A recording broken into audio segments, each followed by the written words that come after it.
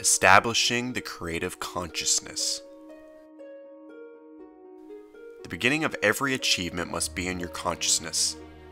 We have unlimited power, boundless resources, and the great within us. But until we awaken to a consciousness of this hidden power, those invisible resources, we cannot use them. The consciousness of power creates power. What we are conscious of, we already possess. In proportion to the intensity, the persistence, the vividness, the definiteness of your consciousness of the thing you want, do you begin to create it, to attract it? The Creator puts no limit to our supply. There is no limitation of anything we need to accept in our own consciousness.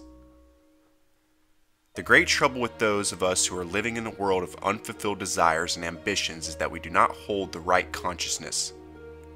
Dr. Perry Green rightly says that Job's lament, "The thing which I feared is come upon me," should be changed to, "The thing which I was greatly conscious of is come upon me."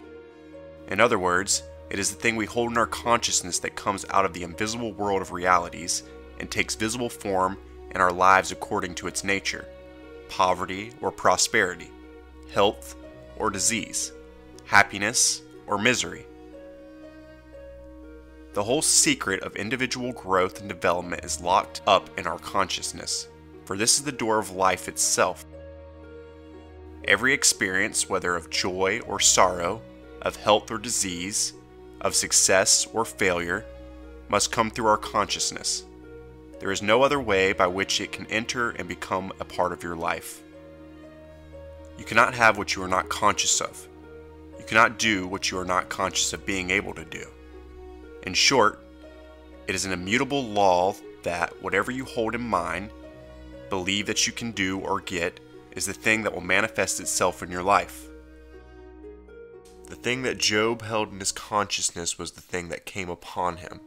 Joan of Arc saved her country because from childhood she held the consciousness that she had been born to do that very thing. This poor, unlettered peasant girl knew nothing about the great law of mental attraction, but unconsciously she worked with it. But for her consciousness of victory, she never could have accomplished her stupendous work. It is the victorious consciousness that achieves victory in every age and in every field. After many years' study of the lives and methods of successful men in every department of life, I have found that those who win out in a large way are great believers in themselves, in their power to succeed in the things they undertake. Great artists, scientists, inventors, explorers, generals, businessmen, and others who have done the biggest things in their specialty have always held the victorious consciousness. Success was the goal that they constantly visualized, and they never wavered in their conviction that they would reach it. Men fail not because of lack of ability, but because they do not hold the victorious consciousness, the success consciousness. They do not live in the expectancy of the winning, in the belief that they will succeed in reaching the goal of their ambitions. They live rather in the expectation of possible failure, and fear of poverty, and coming to want, and they get what they hold in mind, what they habitually dwell upon. The pinched, narrow, limited, poverty-stricken, fear-filled consciousness, the consciousness that expects stingy returns, that expects poverty and does not believe it will get anything better, is responsible for more poverty than any other one thing. Our consciousness is a part of our creative force, that is, it puts the mentality in a position to attract its affinity, that which is like itself. A penury consciousness cannot demonstrate a fortune. A failure consciousness cannot demonstrate success. It would be against the law. If you are steeped in poverty and failure, you have no one to blame but yourself, for you are working against the law. You are holding the poverty consciousness, living in the thought of failure. Perhaps you are wondering why you can't create something that will match your ambitions, your longings, when all the time you are filling your mind so full of discouragement, so full of black, gloomy, despairing pictures that your whole life is saturated with the failure consciousness.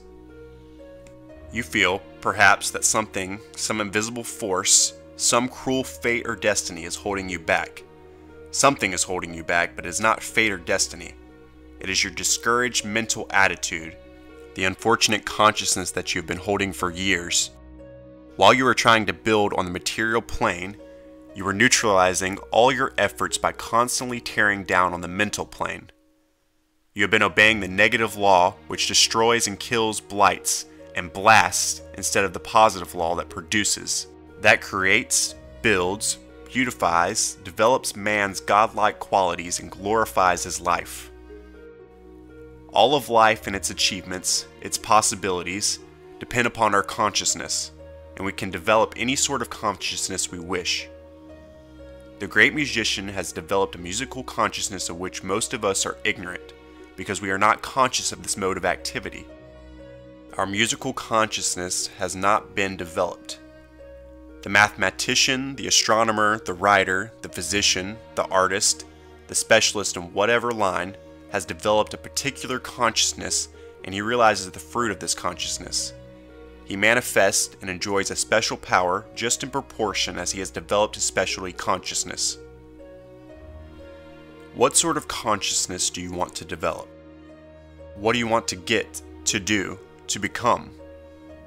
Make yourself very positive on this point, for the first step toward the development of a new consciousness is to get a thorough grip upon your purpose, your desire, your aim, to get a picture of it firmly fixed in your mind, to make it dominant in your thoughts, in your acts, in your life. This is how the successful lawyer at the start develops a law of consciousness. The successful physician, a medical consciousness. The successful businessman, a business consciousness.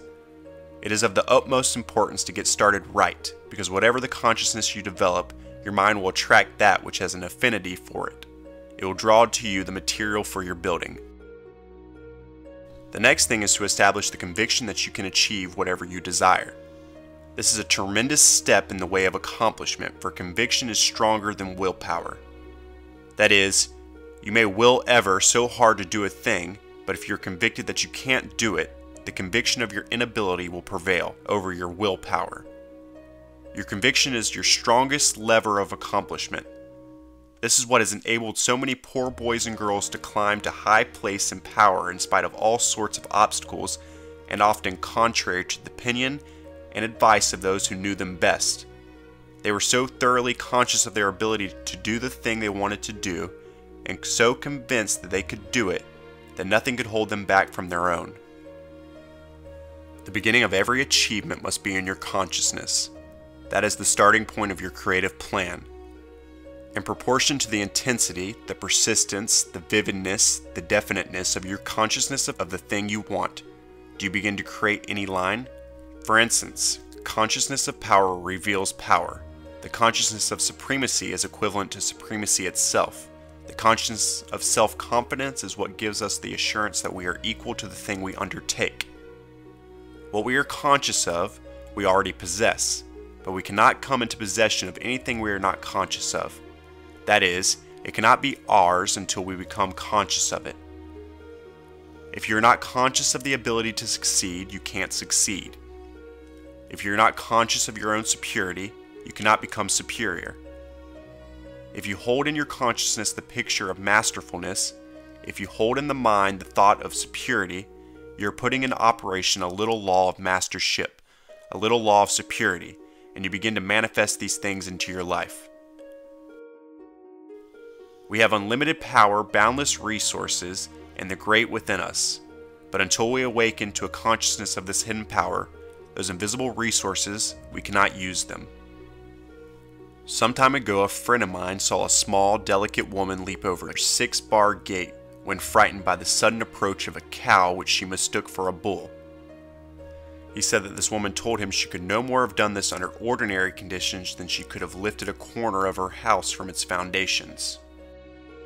But she thought her life was in peril, and, in her great extremity, she became for a moment conscious of the power within. Seeing the cow running toward her, and imagining that it was an angry bull, she had no time to allow doubts and fears as to whether she could leap over the gate to control her. It was only the means of escape in sight, and with the aroused consciousness of the latent power within her, she cleared the gate without difficulty. But when the imagined danger was past, she lost the consciousness of her own hidden strength and relapsed into her ordinary condition of weakness. There are numerous instances on record where invalids and cripples, people who had been paralyzed for years, who did not feel they could do anything whatsoever, have risen up from their beds when a fire or some terrible accident endangered their own lives or the lives of those dear to them, and then and there performed marvelous feats, and carrying heavy furniture out of a burning house, rescuing children, and doing other things that would have seemed miraculous even for strong men.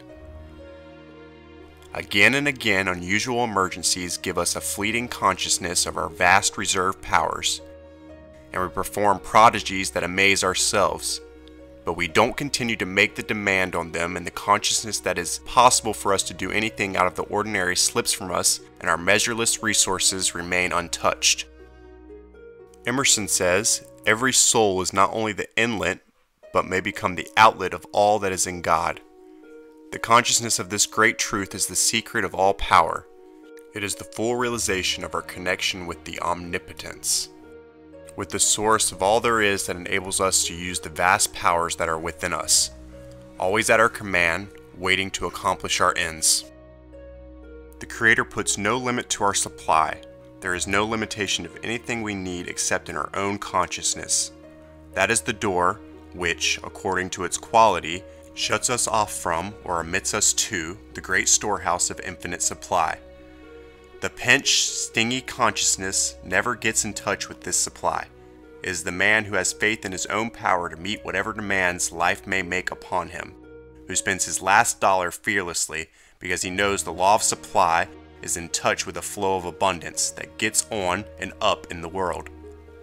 But the one who hoards his last dollar in fear and trembling, afraid to let go of it, even though he must go hungry, who always carries in his mind a vivid picture of the wolf at the door, never conquers poverty, because he never gets the prosperity consciousness.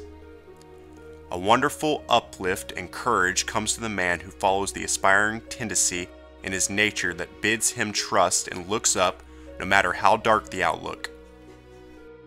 Faith in the power that orders all things well tells him that there is a silver lining to the black cloud which temporarily shuts out the light, and goes serenely on, feeling confident that his plans will succeed, that his demands will be met. His is the consciousness that assures him, no matter what happens, that God's in his heaven, all's right with the world. If you keep this one thing in mind, that we are always creating, always manifesting in our lives the conditions we hold in our consciousness, you will not make the mistake millions are making today, manifesting the things they don't want instead of things they want. When we realize that our enjoyment, our happiness, our satisfaction, our achievement, our power, our personality, all depends on the nature of our consciousness, the aim and the direction in which it is unfolding, will not deliberately build up a consciousness of the very opposite of all that we are struggling to attain. On the contrary, we will hold constantly in the mind consciousness of our ambition, whatever it is, the consciousness of our hearts, longings, our soul's desires. We will hold the God consciousness, the harmony consciousness, the opulent consciousness, and then we shall really begin to live. Then life will mean something more to all of us than it now does to most of us.